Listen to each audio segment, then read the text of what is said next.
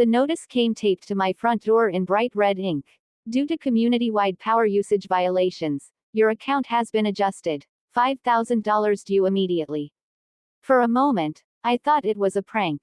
Who in their right mind would add $5,000 to someone's electric bill over community usage? But it wasn't a prank. It was from the Oak Ridge Homeowners Association. The same group of smug, power-hungry neighbors who seemed to think owning a clipboard made them gods of the cul-de-sac. I stood there on my porch, the letter trembling in my hand, as the October wind bit through me. My name is Ethan Cole, an electrical engineer who had just moved into Oak Ridge 6 months earlier. I thought I was buying peace, a quiet neighborhood where I could rebuild after a tough divorce. Instead, I'd walked straight into a bureaucratic nightmare disguised as a community. The HOA president, Linda Vaughn, was the kind of woman who treated every rule like holy scripture. Her hair never moved, her smile was fake enough to trigger motion sensors, and her favorite words were, "It's in the bylaws." That night, I went over my electric meter readings. I was meticulous about my energy usage, solar panels, smart thermostat, energy-efficient everything. My bill used to average around $90 a month. Now suddenly, it was over $5,000. So, I did what any reasonable person would do. I called the HOA office. "Good afternoon, Oak Ridge HOA," chirped a voice that sounded far too cheerful. "Yes, this is Ethan Cole, Unit 42B, I said, trying to keep calm. "There's been a mistake. My bill." "Oh, it's not a mistake, sir," the woman interrupted. "You've been flagged for excess community draw. The HOA board voted to redistribute grid costs among select residents based on panel ownership." My grip tightened on the phone. "You're saying I'm being charged more because I generate my own power?"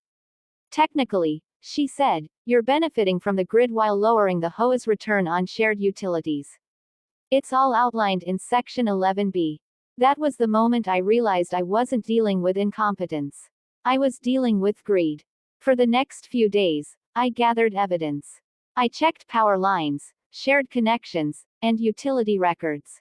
The HOA had secretly rerouted several of their office power lines through residential meters, including mine.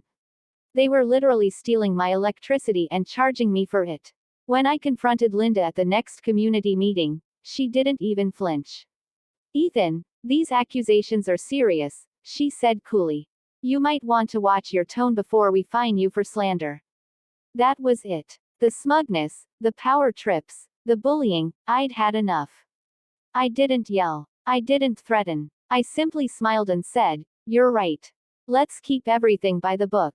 What she didn't know was that the book she loved quoting so much gave me the upper hand. As a licensed electrical engineer, I'd reviewed the HOA's infrastructure map, and noticed something crucial. Every single one of their offices, lights, and gates ran through a substation that connected through my property's easement line. Legally, I owned that stretch of conduit. And legally, I could disconnect it, with notice. So, I did. I filed the paperwork with the city, citing maintenance and safety repairs. 2 days later, at precisely 7 p.m., I flipped the switch. The HOA office went pitch black. The streetlights blinked out like dying candles. The security gates froze mid-close. The entire community, especially Linda's custom-lit fountain, plunged into darkness. Within minutes, chaos erupted. People stumbled outside with flashlights, shouting, "What happened?" Kids cried, dogs barked, and somewhere, I could hear Linda's voice rising above the noise. "Who cut the power?" I sat on my porch, sipping a cold drink, watching the self-proclaimed rulers of the neighborhood finally experience a taste of their own helplessness. Then my phone rang. "Mr. Cole," Linda's voice quivered. We seem to be having a power issue. Can you check your grid connections?" I paused for dramatic effect. "Oh, I already did, Linda. Turns out my property powers quite a bit of yours. So until my $5,000 bill disappears, along with every illegal wire you ran, I'm afraid you'll have to make do with candles." She tried to sound firm. "You can't do that. That's extortion." "No, Linda," I said calmly. "It's maintenance. Section 11B, remember." The next morning, I woke to a knock on the door. Two HOA board members stood there, looking pale and desperate.